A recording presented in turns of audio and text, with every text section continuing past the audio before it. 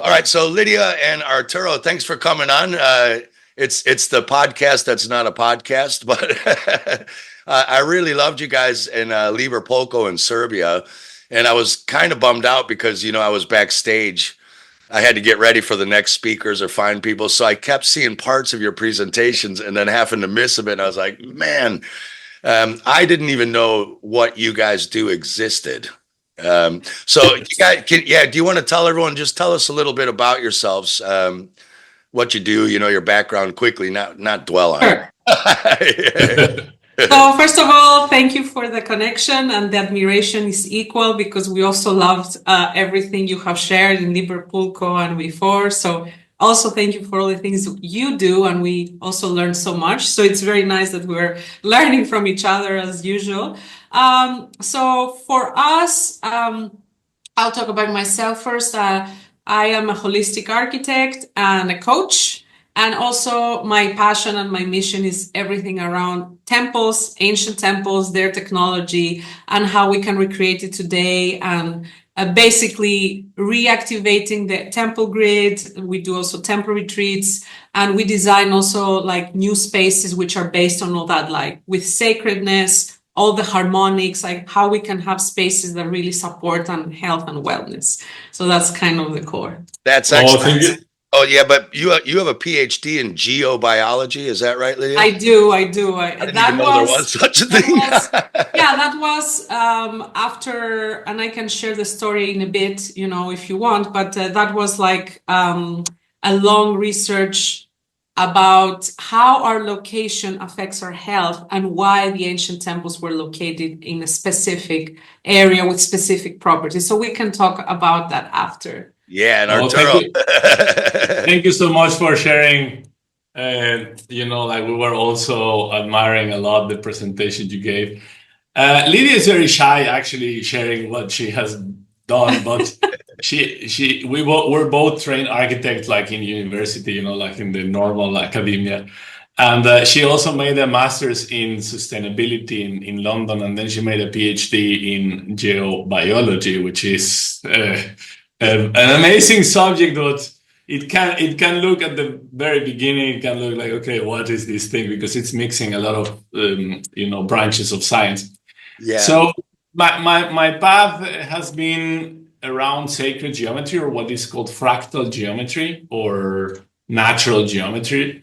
And I also have studied like architecture, psychology, and engineering. So I have somehow managed to interweave like all of them through sacred geometry or through fractal geometry or the mathematics of nature, which in simple terms is what is the mathematics that nature uses to create life, and how this transformation is created through the space-time or through time.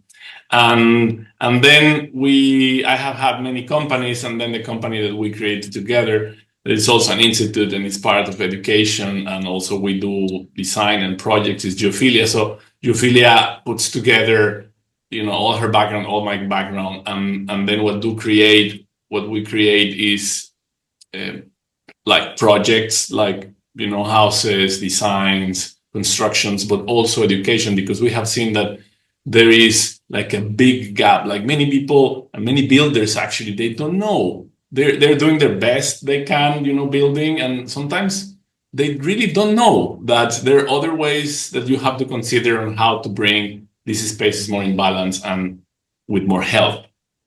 Yeah, absolutely. And you're also an artist too, right? Arturo, you're an artist and an architect, because the stuff you showed, the stuff you guys were building, like just blew me away. I had no idea people were doing what you guys were doing.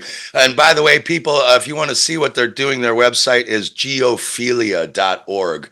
geophilia.org. I saw you guys are working with like Dan Winter and Nassim Harriman. A lot of our followers are flat earthers, so they don't like Nassim. But Well, Dan is no flat earther either, so it's okay. well, Yeah, and like we're at the stage now. We need to put aside our differences. It's, you know, the world's Exactly. broken, and that's what you guys are doing is fixing it. So I think it's awesome. Yeah. So for people who don't know what that even is, I was going to ask, did you guys ever study any biogeometry with like Dr. Ibrahim Karim and Robert Gilbert? Yes. Do you know those guys? Yeah. I have done, like, over 10 years ago, I did both levels of biogeometry training. So I'm trained in that, and we actually apply it in our work. And Dr. Karim actually, he helped me during the process of my PhD. And then I sent him a copy of my book, which is such an honor, right? Like, they are amazing. And now, actually, that you mentioned it, we have an upcoming congress, which is called Sacred Geometry, Holistic Architecture, and Wellbeing. And Doreya Karim, which is the daughter of Ibrahim, she's now the manager of the companies.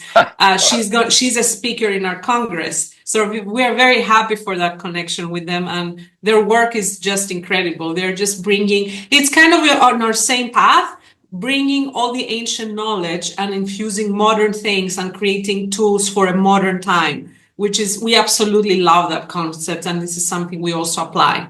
Oh, brilliant. Yeah, I purposely put this picture up behind me for you two. And I also wore, this is an ugly shirt, but I think it's fitting for the, it's ugly, but it's fitting. I love the shirt. No, oh, thank you. The That thing behind me there, it's called Rosenslot Castle here in Copenhagen. It's actually on a little star fort. It's on a little 500 by 500 meter star fort surrounded by Amazing. water. And then it's got these, you know, these rose gardens. Let's talk a little bit because I want to get into all these buildings are what people call Tartarian or Antiquitech. They always Yes. have antennas on top with an octagon, and then there's a ball. There's always an octagon, then a ball, then a spire, and something that looks like a space age etheric antenna. And a lot of people say that's actually a technology. And later, because Lydia, what blew me away is you were saying it's not just the building, it's what's the minerals underground, what they're built on, right? Which is, I had never even made that connection. But let's talk about this garden. So these maze gardens, right? Do you think these were just mazes, or do you think that's actually sacred geometry on the ground to restructure the ground there? If that was a garden, what do you think is that behind me?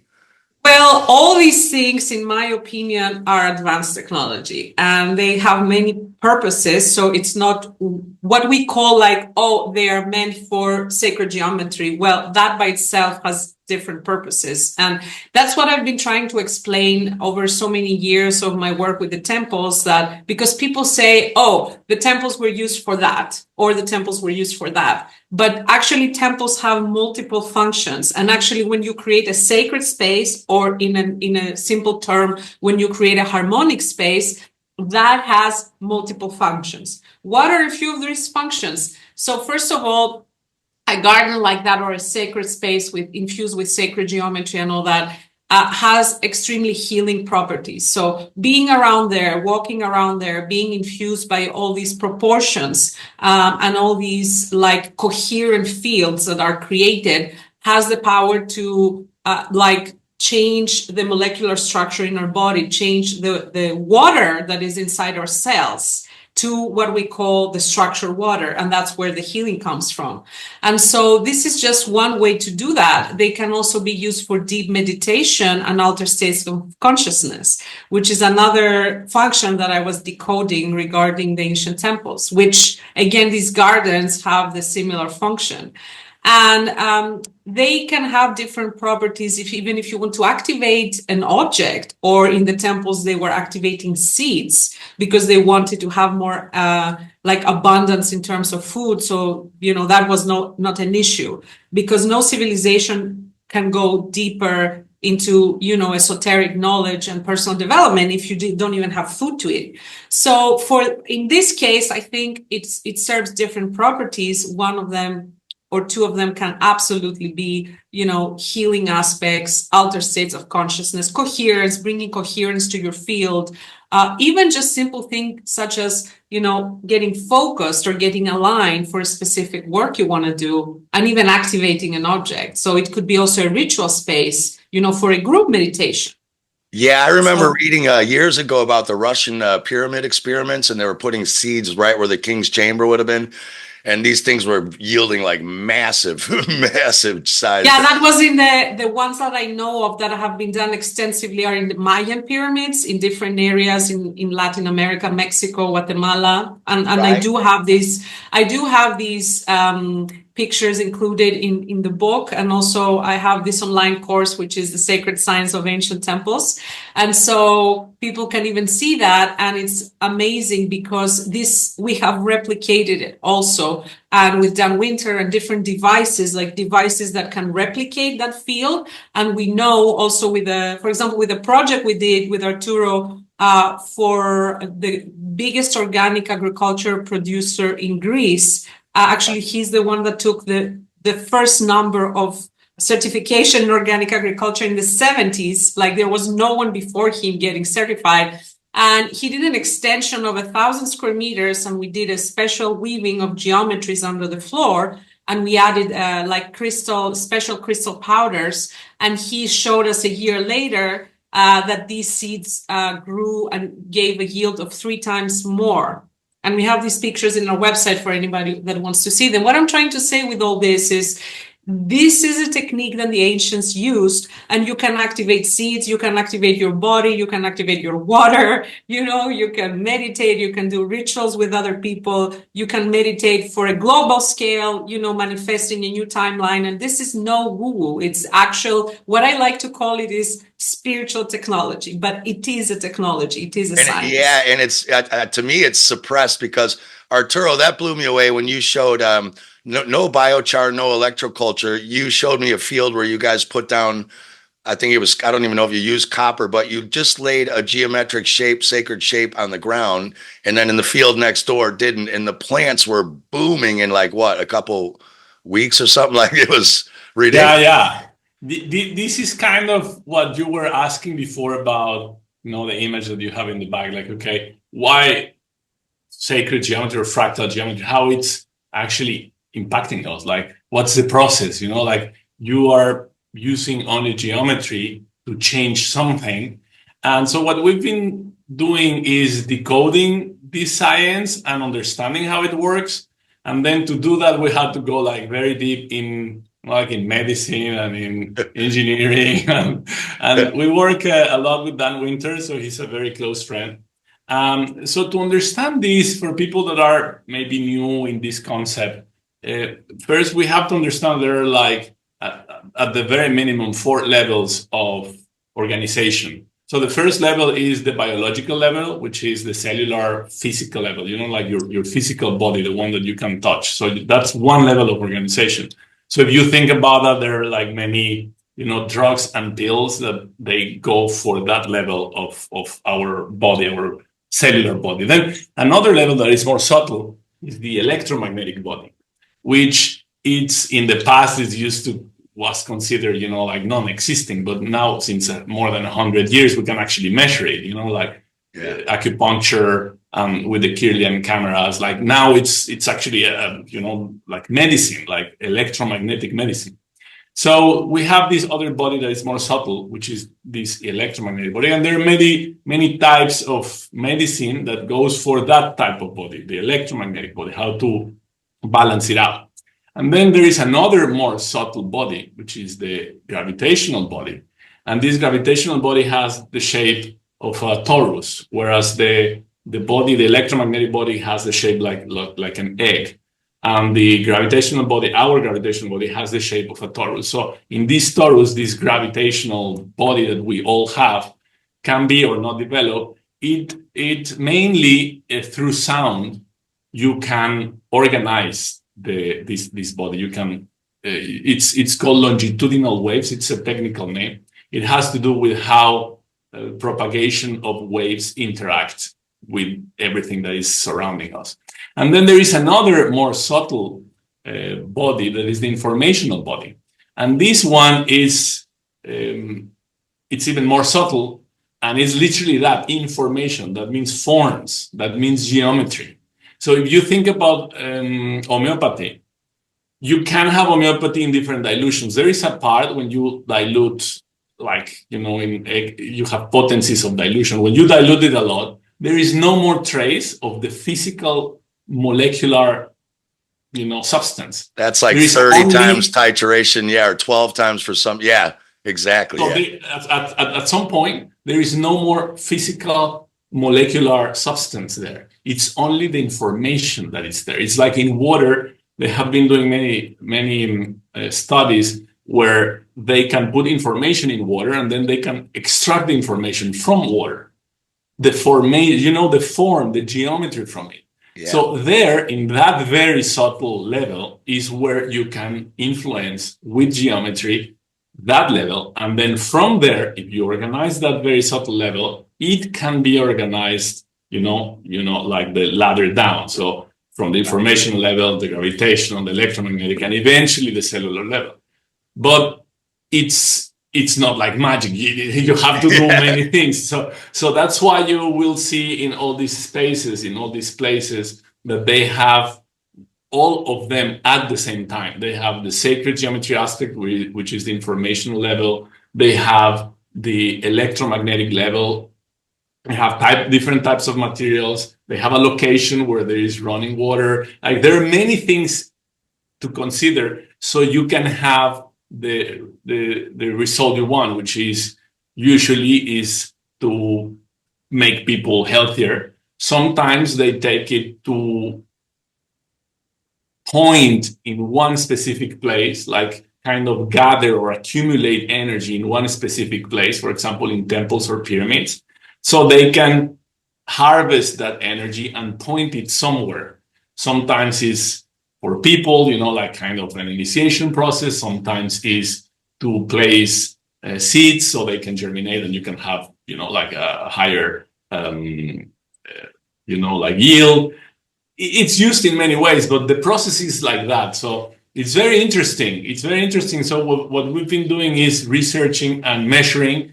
It's not easy to measure, actually. It's pretty difficult to measure these things. But we've been doing with different devices. We also use the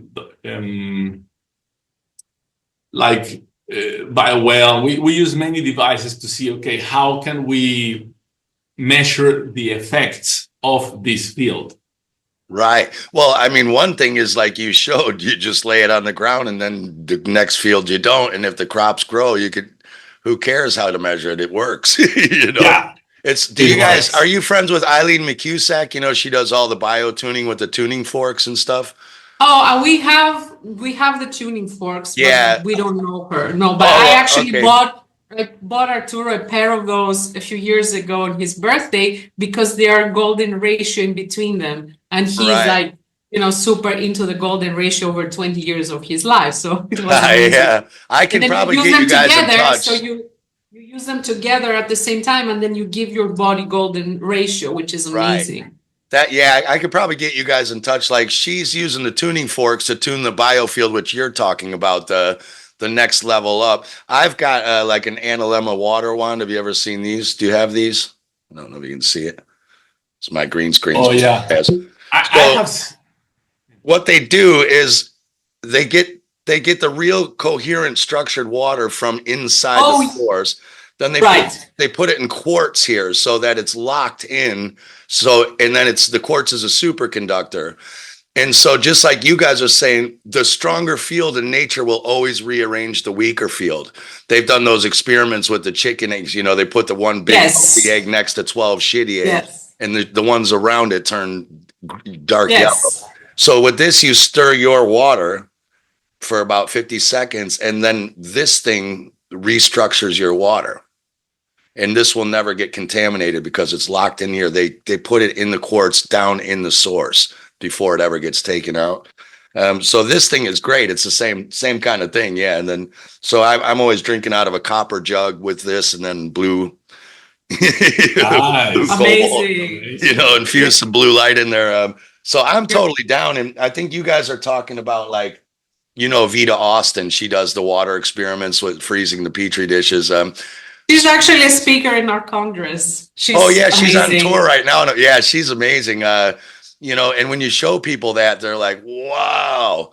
But then you try to tell them, well, these buildings are doing the same thing. And they're like, no, that's a church for Jesus. You're like, I don't think so. I think, Let's talk about that building behind me. So it's on a star fort, and then it's got all these spires and antennas. There's usually always an octagon, and then quite often in these old buildings, there's layers of like red brick, white brick, like quartz. It almost like a battery, like anode, cathode. Can you talk us through these buildings? Like why are they, what is this? Because it's all over the world. They look the same. So what's going on back there? Yeah, this what happens. It's a technology that's based in something that it's called capacitor. So a capacitor is from electronics. It's a device that it's built.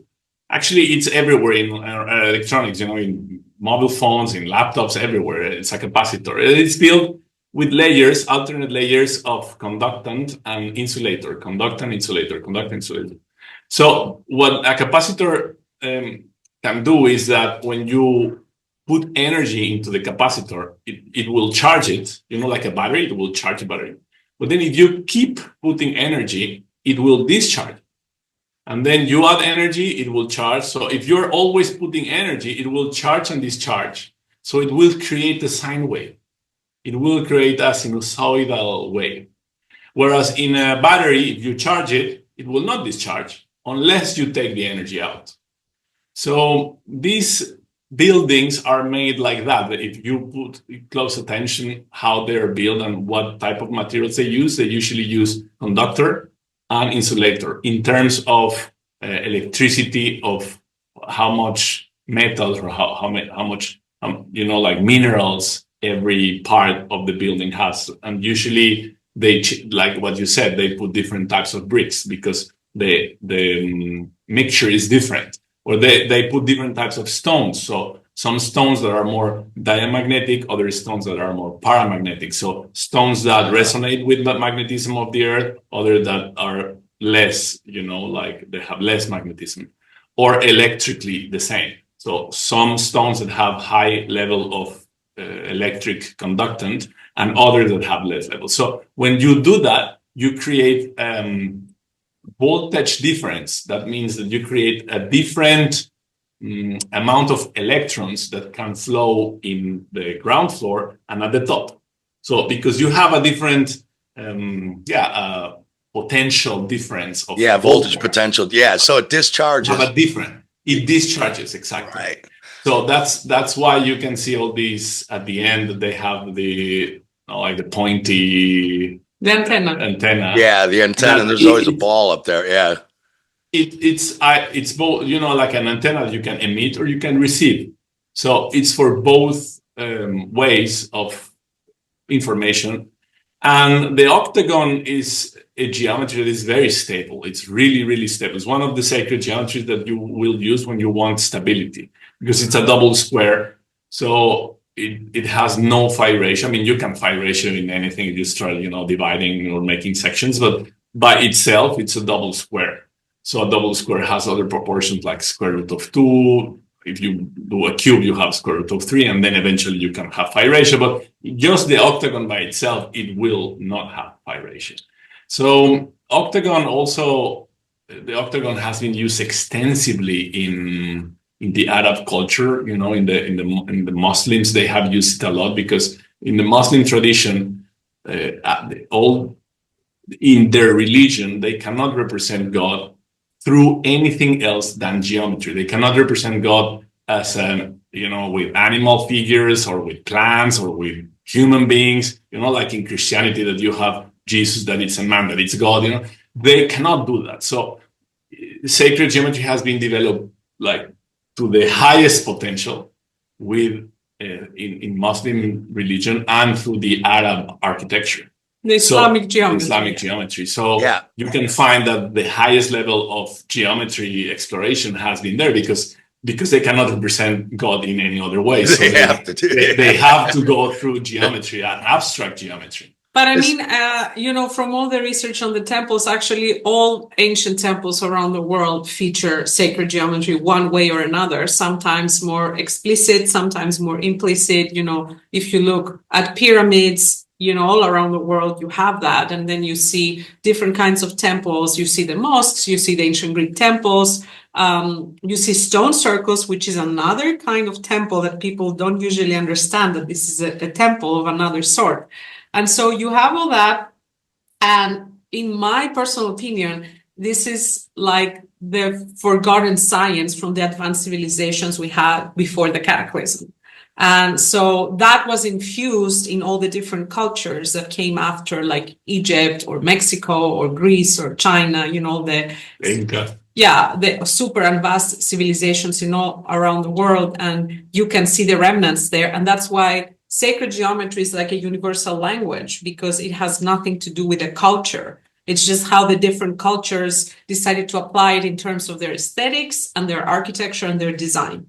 Right. Where is the energy coming from in the building, like behind me? The ground and the air. Do you guys believe in the ether?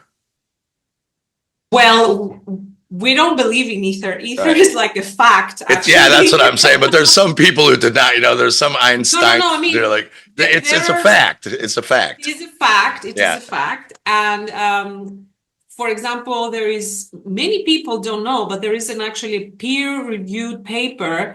I'm trying to remember, I think it's 1983 or 84 by Silvertooth, that says experimental proof of ether.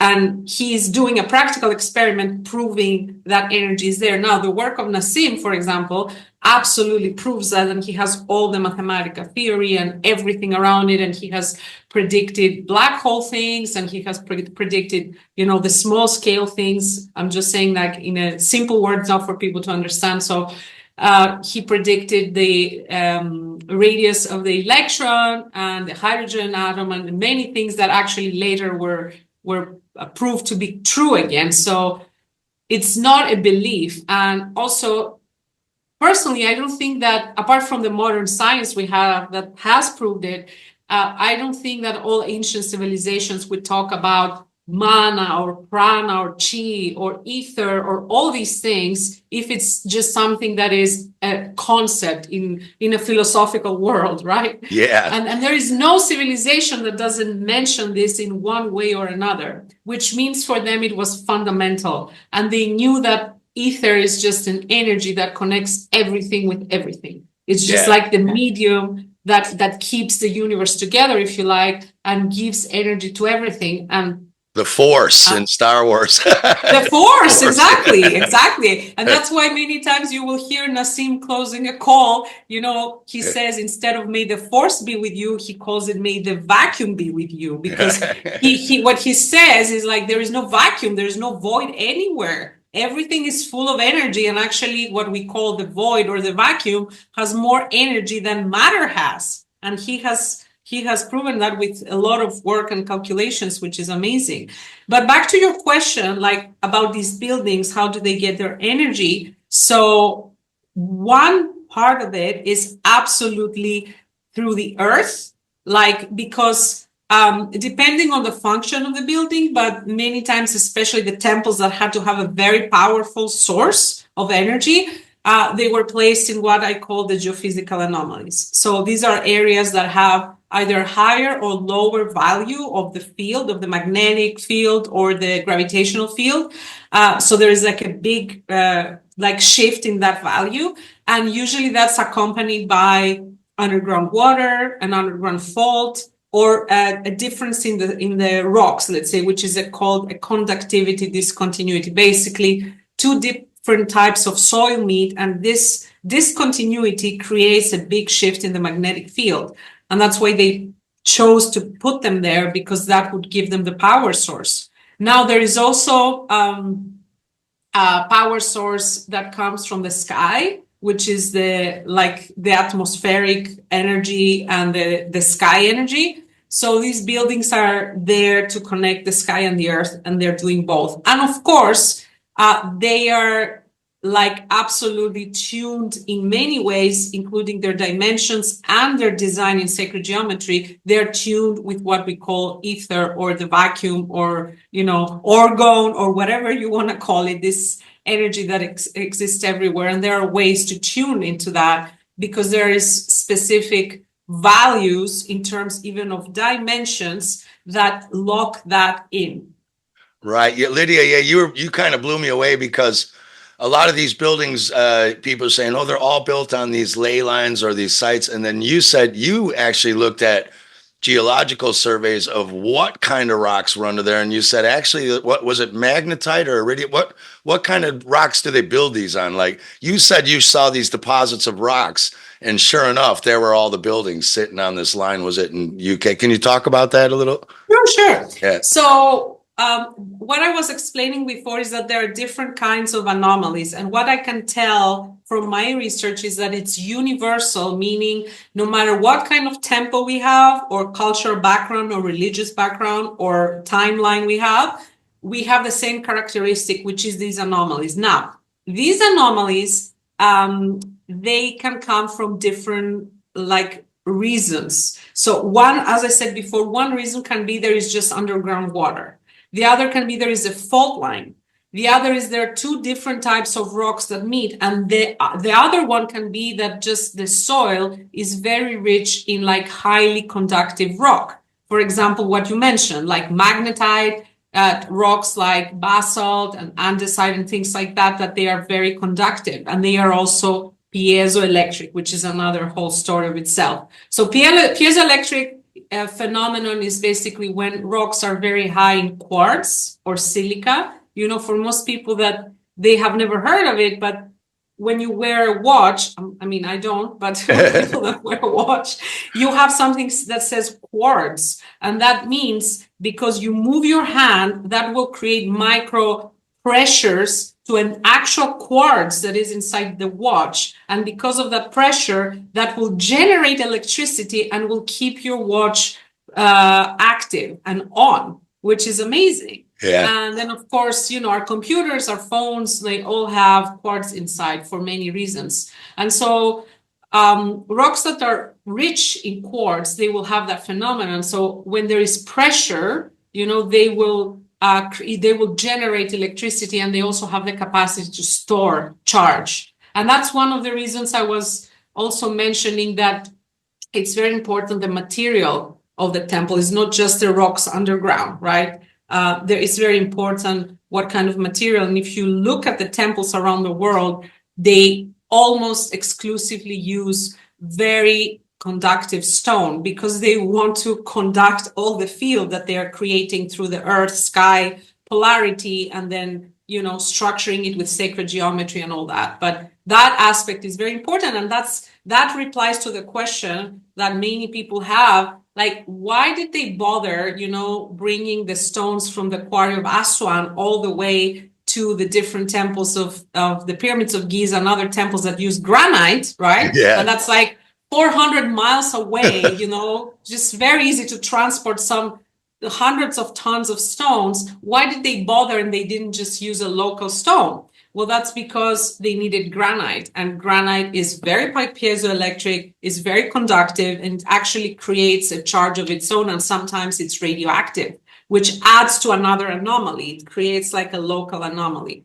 which is the reason I would recommend to most people don't use granite in your home, because a very good point, unless you have checked that it's not radioactive, because that's the phenomenon of hormesis that I talk a lot about, which is you don't want to live permanently inside a temple because that's a very strong field.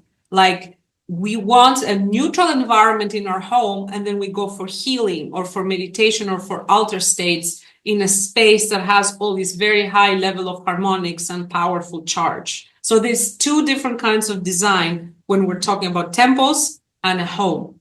Right. So there's probably people with granite countertops right now in their kitchen going, shit. Exactly. In my parents' house, I grew up with one. So it's considered a luxury. It's also very durable. I mean, there are many benefits, but you can ask for if you want to have granite, you can make a scan in the pieces and make sure that they are not radioactive. Right. What about the copper? Because there's always copper on these roofs, high quality. The nearest copper mines to Copenhagen are northern Sweden. I looked into making that grade of copper. You have to blow up like a mile of land and then go through all these chemical processes. And, it's like a 10-step process that's ridiculous. Why do all that to stick that on the roof? Is that because that is also an electrical conductor? Is that why they're up there? Yeah, yes. Like you have what Lydia was explaining underground, all these electricity, all these electrons coming, and then you're creating a difference of voltage. You're creating a potential difference. So in the ceiling, you have copper, which is absolutely conductant, and actually is more. There has been some studies that proves that it's more conductant than it's a better conductant than gold. So copper is, yeah. Yeah. Wow, they have okay. they have tests many times, and sorry, Go ahead. Yeah, I can hear you. Go ahead. So as a conductor, you have this difference between like one and the other, and you create literally a discharge. Imagine like like if you have to kind of make an image in your mind and say, okay, how can this work? Imagine a thunder. So for a thunder to exist, you need, I think it's 300 million volt difference. I don't remember the name. The number. I can check it, but it's a huge number between the Earth and the sky to create such a difference of voltage that you have a spark. Lightning. Yeah. So this, of course, in a smaller scale, is what you want to produce with a temple in a far smaller scale, because you cannot create such a voltage difference. But it's what I do remember in this article that I read. That's why I remember the 300 million or 300,000 million. It's a big number, because it's exactly the same voltage difference that you need to create a human being. The sperm to go inside the egg, the electricity they both need to have as a difference of voltage is the same as a thunder. So, because in this article they were explaining, like literally Gaia, the Earth, is creating, like millions of thunders every second in the planet, because it's creating like energy, like alive, to give us life. So the same thing happens if you want to conceive. You need that voltage difference between the sperm and the egg.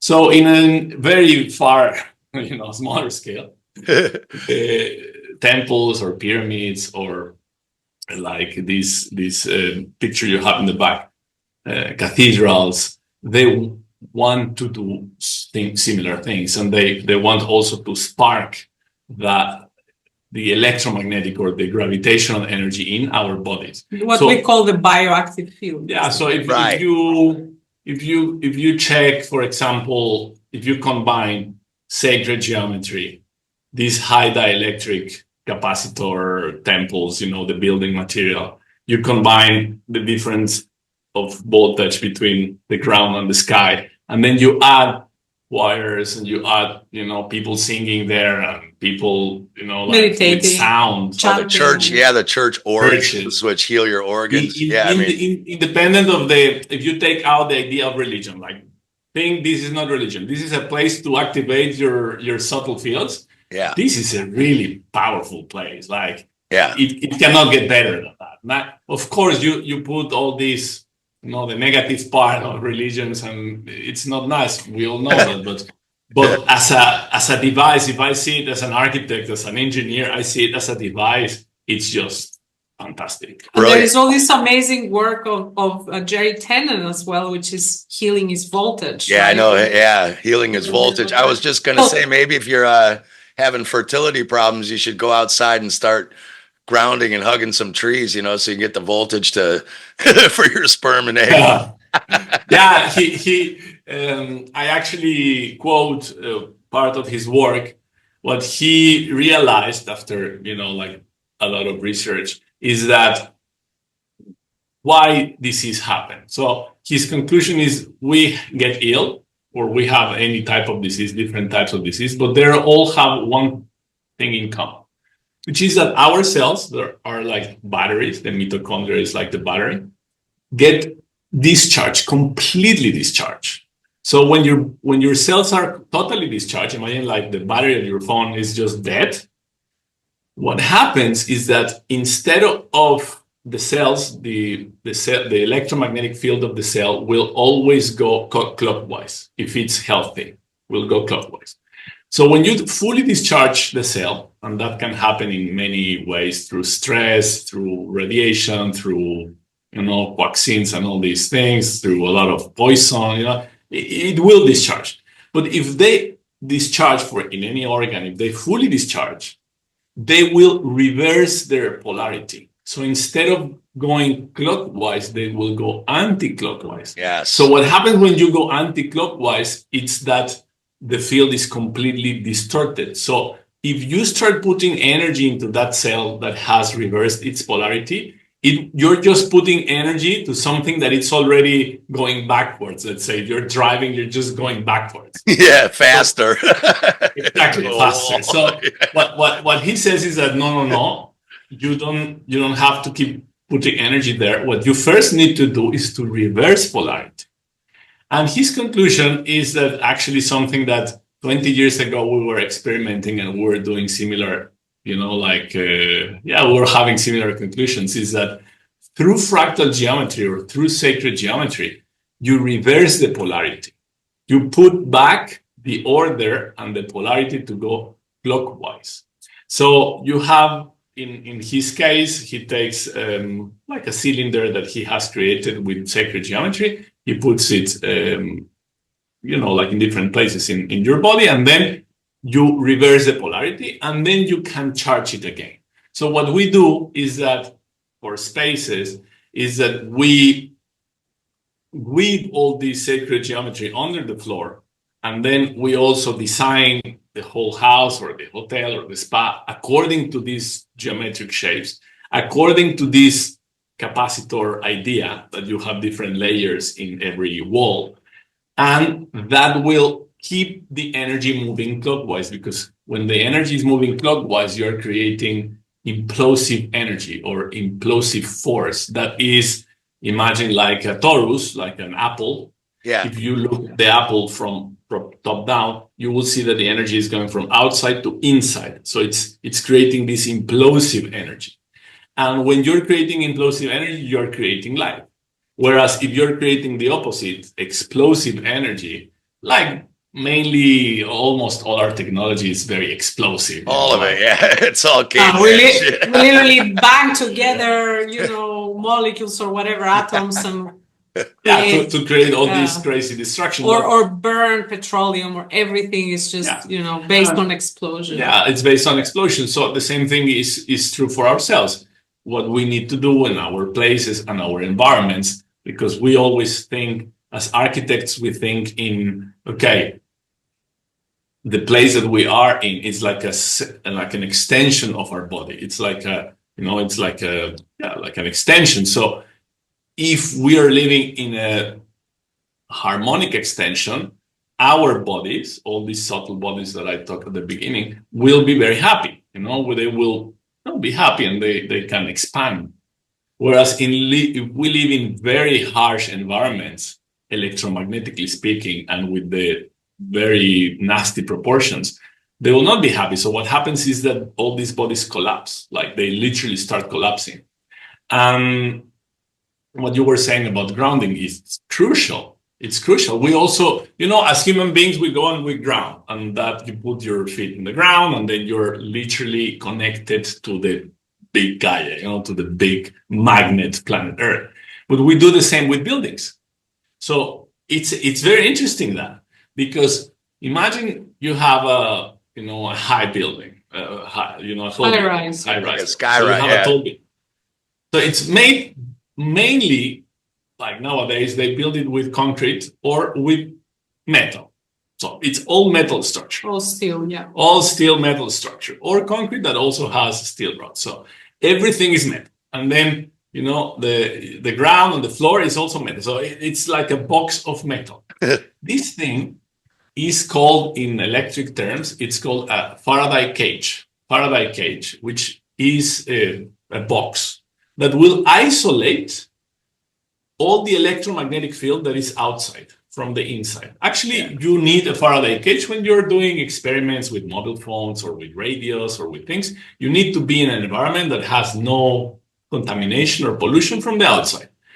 And that's okay if you're experimenting with it or you're doing testing, but it's not okay if you're living there. So imagine you're living in a box that is isolating you from the natural electromagnetic field of the Earth, which is the Schumann resonance. And that's like the natural pulse of the Earth, which we need to be connected to that pulse. And you are isolating it. So what happens is that the whole building, it's a Faraday cage, and this Faraday cage will literally isolate you. So that's why many people that live in cities and in big, tall buildings, they feel very lonely. And it's because electrically speaking, they're isolated from the rest of the electric soup of the planet.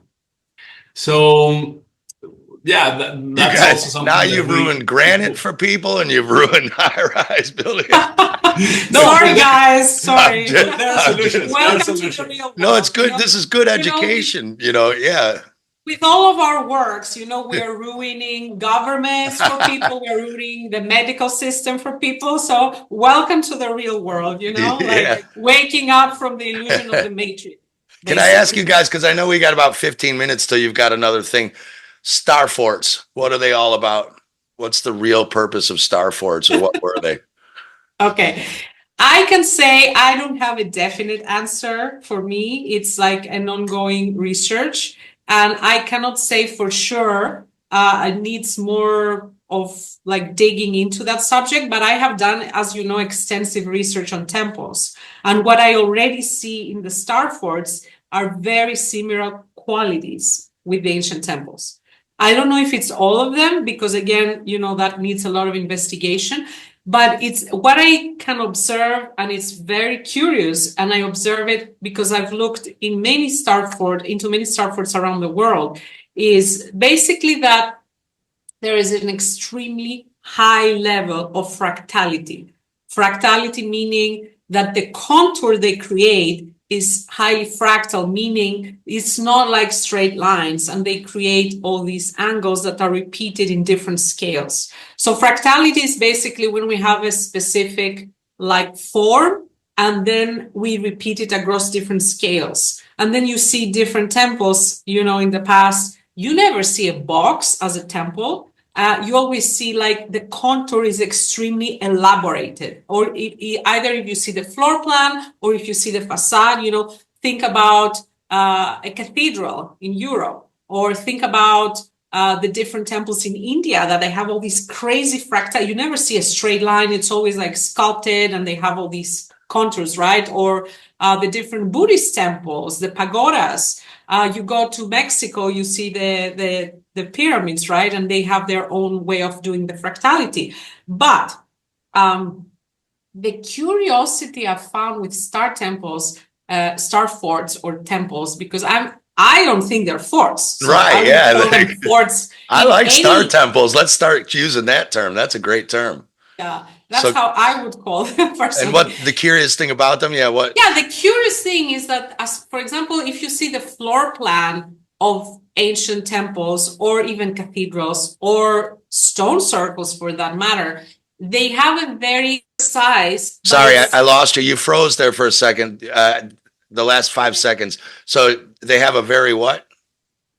Yeah, I was just saying that they have, what I find curious about the star temples is that they have, in contrast to the normal floor plans of any temple or cathedral or stone circle, is that they have very specific geometry, but it's asymmetrical for some reason. So you see, for example, a kind of a pentagonal thing, and then the two sides are kind of, one is bigger and the other is smaller. So they, like on purpose, they have done that, and they are not symmetrical. Like, I think almost all of them, the majority that I have seen some symmetrical star temples as well. But in all the ancient temples, you have like extreme symmetry. Of course, there can be smaller, I'm talking about the floor plan bigger in terms of the bigger scale. I'm not talking about details because there might be one more column there or one more door on the one side or one more statue there, and that's okay. But I'm talking about the contour. Like the whole contour is shifted from the axis of symmetry to a one direction for some reason. And Arturo might have some thoughts on that, but for me, I'm not yet convinced to why. And I am sure that these are not forts. I think they have also, again, the same properties as the ancient temples. I think they are coherence spaces to do all the things that we've talked before about healing, about bringing coherence in the body or in our field or in our emotional, intellectual world. These spaces can affect all these different levels. So that's really important. But I still continue to see them with a very curious eye, honestly. Yeah. And I cannot even place them somewhere in the history because maybe it's a lost part of history. Maybe it's all this Tartaria history that is missing. Like, I don't really know. Yeah, I live in a destroyed one. Copenhagen is a giant destroyed star fort with 2 star forts in it. The one behind me and then a bigger one. My friend Brandon Thomas asked me to ask you guys. He noticed exactly what you're saying. There's these 2 or 3 out of symmetry shapes, but often on one side, there's one extra thing pointing out. Is that pointing north? Like he said, what is that? Is that an energy release or an antenna, or is it pointing a certain way? Do you guys have any ideas why there's all of a sudden this one odd spike that doesn't fit into any of the geometry? Yeah, I think, replying specifically to this question is that everything that is real sacred geometry will never be symmetrical, ever. Why? Because nature is not symmetrical. If you take our face and you put, like one part on the other part, it's not symmetrical. If you take any plant, if you do the same, left and right will never be symmetrical. So any real living mandala will be symmetrical at all. Like actually, if you see the facades of, Mason palaces or whatever, and you take a picture and you see one side and the other, if you do a cross section, you will see that they're not symmetrical. So that's everywhere around sacred geometry, that the left and the right are not symmetrical. So I think they're following the same principle of not being symmetrical for that reason, and because they're imitating nature. I haven't done the research specifically about, the angle, if there's, specifically towards an angle like pointing somewhere to a star, or maybe they're aligned with a constellation or with some equinox or solstice event or something. But I do believe that what Lydia was saying, that it's part of lost history of humankind, that it's there. We have many hypotheses about it. Like if you start going into the hypothesis of history of our planet, we have many hypotheses about what happened, pre-cataclysm and 12,000 years ago and 30,000 years ago. Like, I think there is far more than the simplicity of the history that they have told us, that they usually teach in schools. Like the mainstream history is as fake. It's a lie. It's all a lie. Yeah. It's absolutely a lie. And it's as fake as all the, like medical dogma. It's the same thing. What about the bells? I wanted to ask, because we got a couple minutes. You know how all the bells have been cracked. There used to be all these big bells, the Liberty Bell, the blah, blah, blah, in these towers. Are they part of the piezoelectric? Do you think ringing the bells was vibrating the buildings and causing the piezoelectric, and that's why they cracked them? Why did they crack these bells on purpose? Then later they said, "Oh, we needed to melt them all down for bullets for World War." Whatever. Like, whatever. Well, what's that all about? That's a very advanced level of sound healing. It's as simple as that. Okay. So first of all, you're creating resonance for the body the same way, with the tuning forks. It's just that this is in a bigger scale, and what that would do is would create like a field of resonance that will just start from the church and just go, in ripples to the whole town, because at in an older time, the church was the center of the town. And I absolutely agree with that. I think every town or every part of a city should have not a church, but should have a temple, away from any religious background, which means a space where you can go to find healing, to find your own inner guidance, to go into a more coherent place, to access altered states and all these functions. We all need a space for that. Either you believe in God or the divine or not, everybody at some point needs healing of any level, either emotional healing or physical healing or spiritual healing. We are all looking for that. So that should be everywhere in the center of every little neighborhood. And that would create these fractal, coherent neighborhoods. And so I think that was a way to keep the frequency higher without actively doing something. It's not that everybody was meditating, but they were receiving the effect. And of course, because that was coming from the source, which was the temple, right? And the temple has all the sacred geometry, all the special proportions, all the technology, it will create a very structured, coherent field around it. And I think that was a very powerful technology in the past. We have one in a town here, Odense, where I work. The bells are still there, and they ring every couple hours when I'm there. I'm only there on the weekends gigging, but they ring, and it's beautiful. Now, I don't know if they cracked, if they ring in a different frequency, but that's another point. Oh, yeah, go ahead. Frequency. Yeah. Exactly. What frequency are they using? Because in the past, they really knew how to work with the healing frequencies. And it's something that you find in civilizations around the world. You look in Mexico, you look in Egypt, it's written in all the temple walls how they use sound for healing. In ancient Greece, in the Taoists, in all the Buddhist traditions, they have, the balls and all that. So in every tradition, you have that, either in a smaller or in a bigger scale. Yeah. What do you guys think? There's the balls on top. We got a couple minutes left.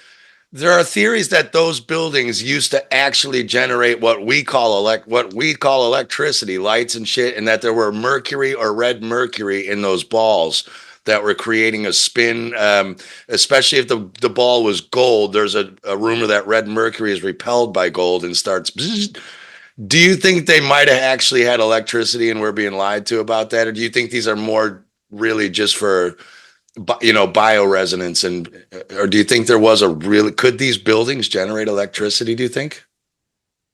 Well, in my opinion, I can say that for sure, I can see evidence that there was an old temple grid that was also for free energy. So it was a temple grid, as I said, for many functions. Remember, I keep on saying that. Yeah. But one reason for the temples being there, in my opinion, was that they were part of this planetary grid that was for many other purposes, and at the same time for free energy. And it's exactly what Tesla wanted to recreate. And so that's why, they have done specific simulations in a university in Russia by professors. And they say that the design, they're just mainstream, right? Nothing spiritual there. They say that the design of the Great Pyramid is to amplify electricity. And it's for that. And we know all about that. I also break it down in terms of the different properties. And people don't know that, and I didn't know that either until a few years ago. There are if I remember correctly, the number, there are 80,000 pyramids around the world. That's a crazy number, and most of them are, left or undiscovered, or, nature has taken over, so we cannot even see them. And so for me, that's clear evidence of an energy grid, free energy grid in the past. Now, if this particular building behind you is able to do that, I'm not sure, but we could do measurements and we could know, for sure. But there is definitely an electromagnetic design to it that might be, firstly, for the properties we discussed before, and whether it was part of a generation grid, that's another layer to it that needs more investigation. Yeah, that was interesting because you said to me also, at Liber Poco, you said, Steve, I have a paper from 100 years ago proving planetary alignments can block certain radio waves and stuff. And I thought, well, Exactly. and they also enhance them. Is that why all these buildings are pointing at different, constellations or alignments? Do you think that other angles can enhance radio waves, or do they block other waves too, or just radio waves? Or we are just starting to understand that, or remember what we have forgotten, if you like. Which is, this paper was from an engineer, and he was proving that 90-degree angles between the planets cause a disruption in the radio wave propagation. And there are actually other studies that show that there is correlation with financial cycles, or if it's a good year for wine, or different things like that. And there is cycles of solar flares as well. And there are different cycles, and all these things definitely influence different things on our planet. So of course, there are other things that can amplify different things. And archaeoastronomy is like a fundamental part of the ancient temple design. And it's literally bringing the earth energy and the sky energy together. And that's where you create all the magic and all the most powerful technology, spiritual technology you can create. Absolutely. Well, yeah, I won't keep you guys too long. I would really love to show people some of the stuff you guys built. And I can tack this on at the end, but is that on your geophilia.org website? Can they see the buildings you guys have built in the gallery there? Yeah, absolutely. Freaking mind blowing. I was like, what? Absolutely. Geophilia.org. There is a category in the menu that says architecture, and it has like all the projects, and we even have a portfolio with all the things that we've designed and some of them built. Yeah, absolutely. Yeah, I might actually, like, when I edit this afterward, I might go in and just put some over while we're talking here and there, just sure. To show people. Yeah, man, I love you guys. I could talk to you for 20 hours, but I know you've got stuff to do. So if you ever like to come back again and show some slides or something, I'm totally cool with talking with you guys. Anyway, you're both just so lovely to me. I was sad I had to go at the end of Liber Poco. We were like 7 people carpooling, so I couldn't hang around. I wanted to talk to you guys more, but yeah. Are you coming in February? I'm coming to and Acapulco. I'm talking there. Are you guys there? We'll see you there. Yeah. Oh, yeah. Awesome. Oh, yeah. That's going to be great. Love to hang out some more. And, I was also really mind blown by your presentation. So I want to talk more about that. Well, I was just going to say, I'm into all that too. What you were talking about with the reverse spins. This is what the Dr. Carey and Perry, they say that these cell salts will reverse that spin back to clockwise again. Or counter, or which way is it supposed to go? Clockwise. Yeah. So, and then those cell salts, my understanding is they are the resonating thing between when you guys are talking about this tunes your etheric or electric field. The cell salts are the bridge that is bringing that into the physical.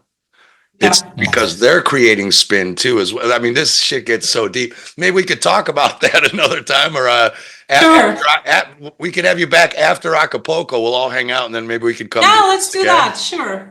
All right, lovely. Thanks, guys. Thanks so much. Great to talk to you again. Thank you so much. All right, take care. Bye.